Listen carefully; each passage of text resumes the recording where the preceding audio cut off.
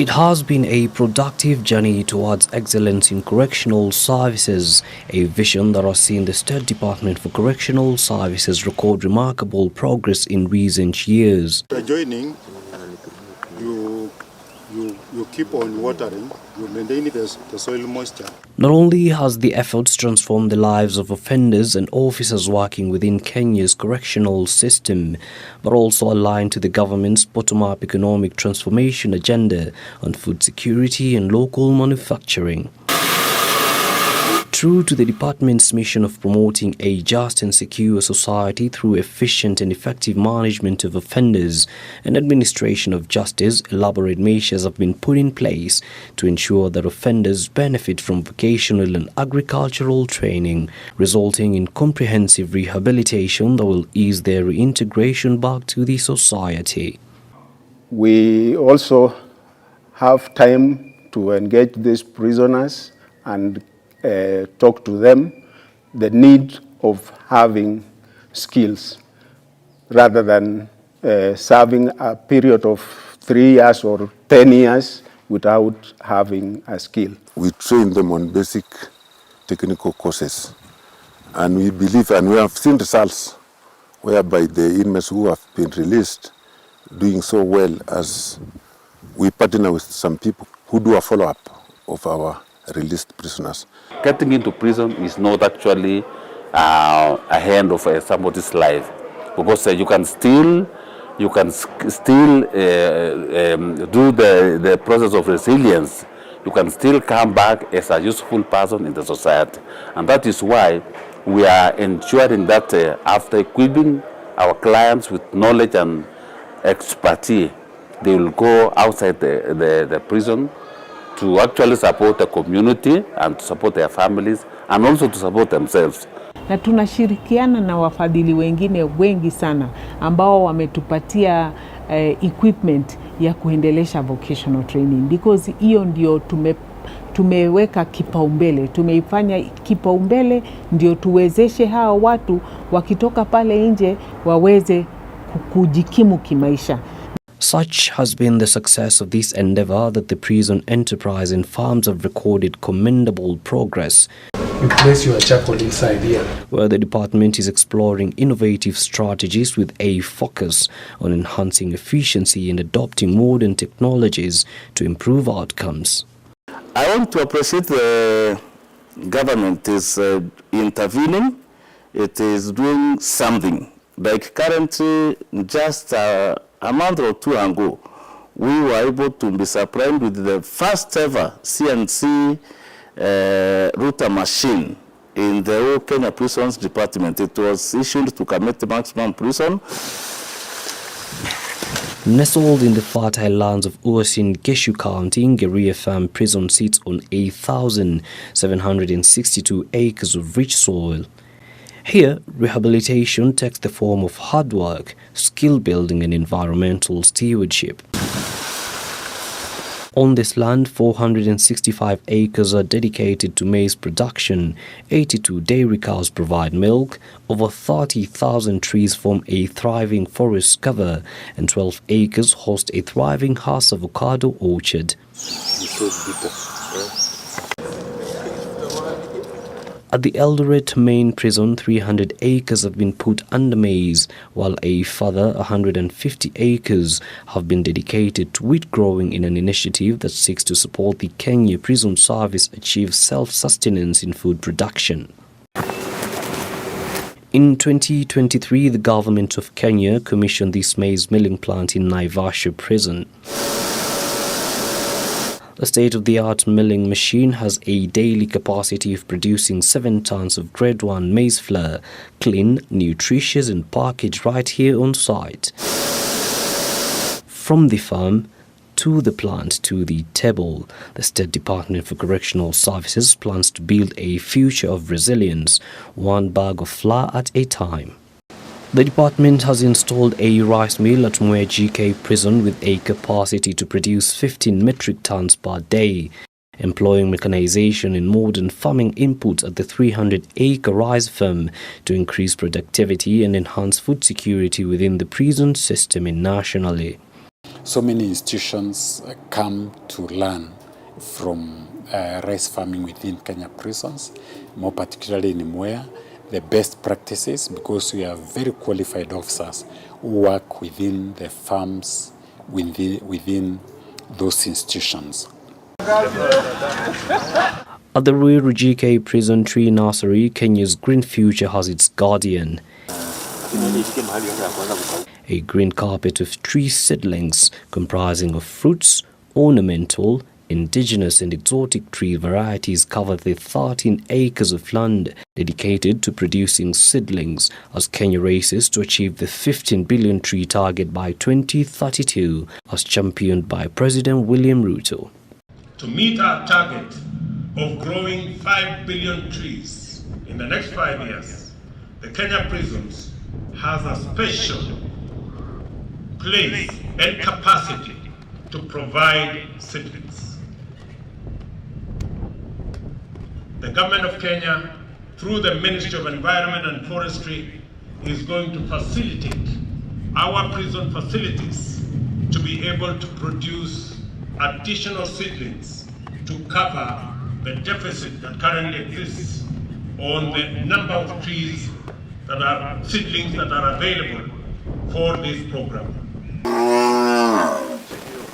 A reflection of dedication replicated at the Committee Medium Prison, where a herd of cows comprising of Boran and crossbreed cattle and 85 pigs offer more than just a safe haven for the animals, but a hub for rehabilitation, transformation and agricultural productivity.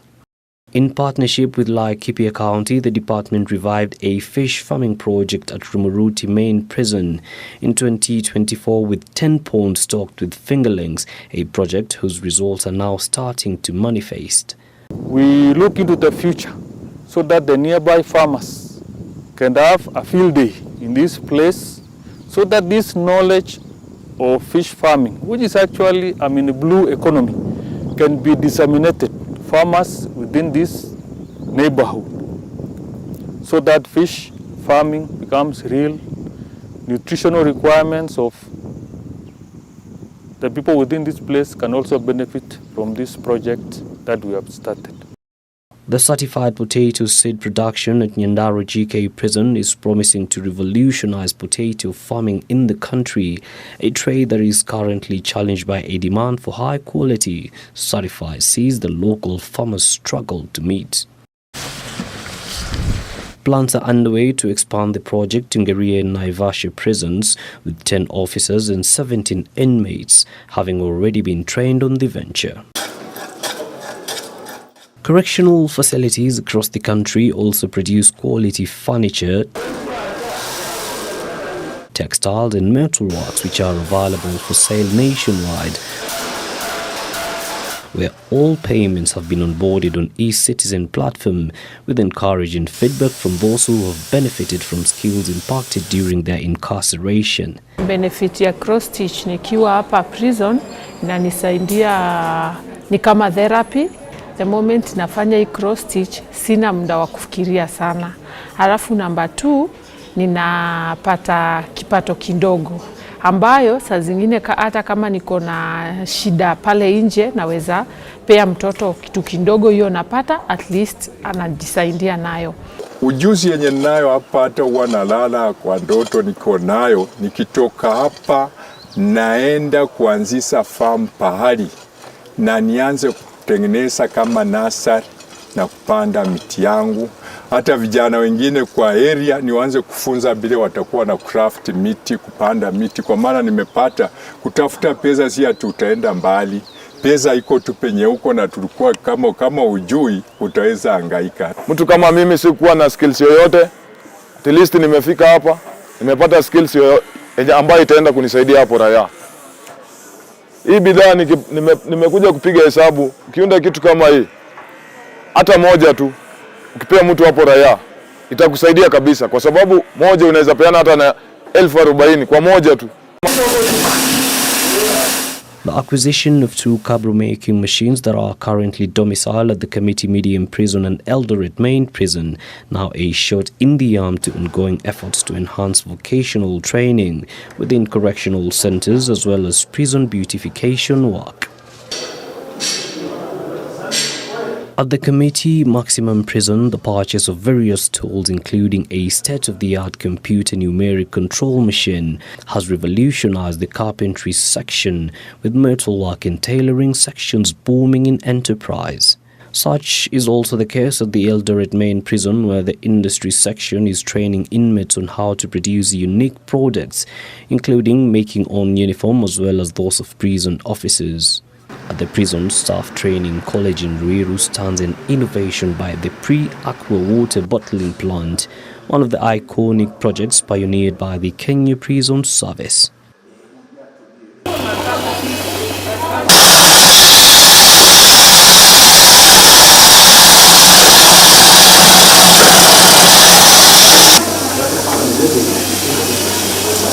The construction of tailoring and baking workshops at some of the women's prison, including Shimola Tower and the Langata Women's Prison, in part through the support of partners including the Shandaria Foundation and the Karakana Project, an initiative by First Lady Rachel Ruto, has also been instrumental in realization of envisaged reforms. You're here today.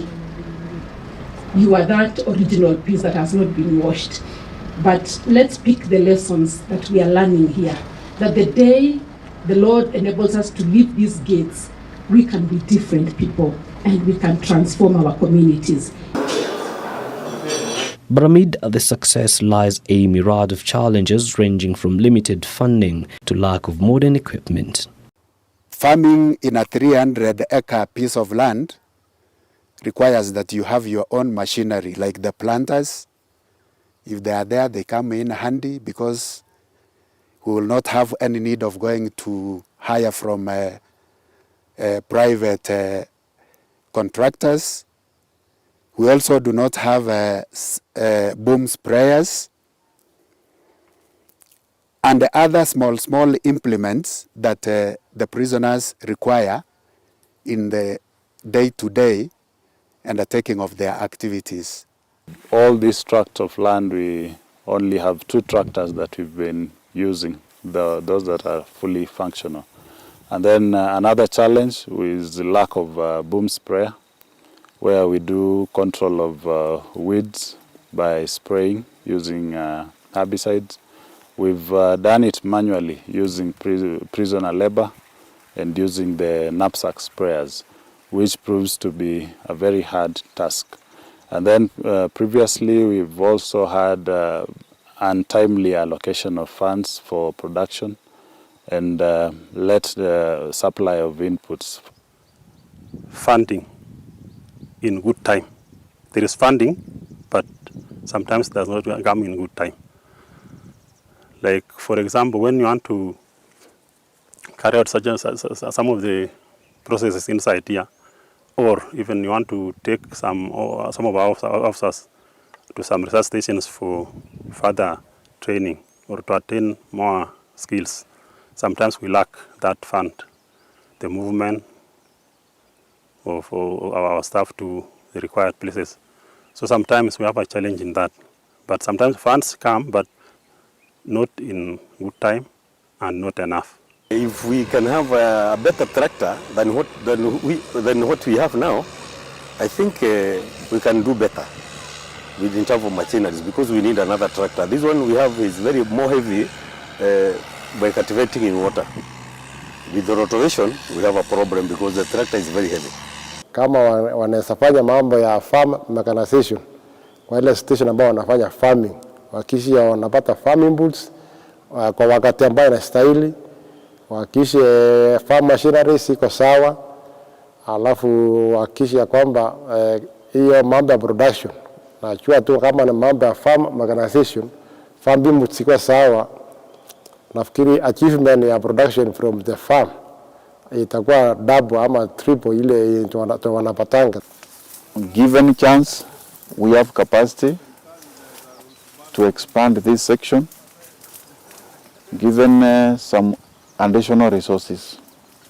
So the resources will go far in procurement of improved breeds and timely control of pests and diseases, as well as maintaining the proper nutrition of our animals. Given the nature and the number of seedlings that we raise, we face a bit of challenges when it comes to the irrigation system. The irrigation system where we request the authorities to give us an irrigation system that is automated, that is able to irrigate a large area, because at the moment we're doing it manually. If we can have sprinklers installed, that is going to help us when it comes to the irrigation bit. Because when we rehabilitate the inmate, and the skills we offer them are old age, it means they won't be relevant in the marketplace once we release them. So if they can get the new machines, they'll get the skills right here, and when they get out, the machines they'll find are the machines that they are candidate to.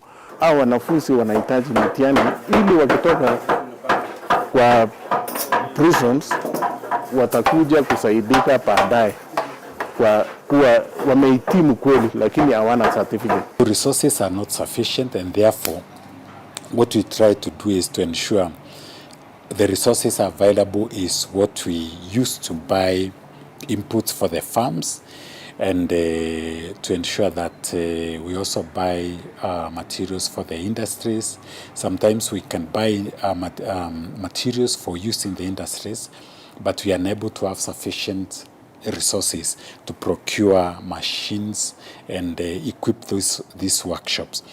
According to Correctional Services Principal Secretary Dr. Salome Bieko, plans are underway to expand farmland, mechanize operations and increase capital investments beside training programs to improve agricultural techniques that will ensure a more robust food supply chain. The efforts include a plan to transform how prison farms and industries are run in a radical management shift, combining a more centralized structure with professional leadership. We advance the government agenda as it trickles down from His Excellency the President, particularly on issues of working well, working with commitment, working with dedication, working with diligence, so that we are able to collectively develop the country. We are collectively able to bring about progress. The transformation said to be achieved through targeted reforms advised by evidence-based practices focused on the future of corrections, presenting those behind bars with an opportunity to reshape their prospects through acquisition of life-transforming skills, while turning the opportunity that is prison farms and industries into a booming enterprise.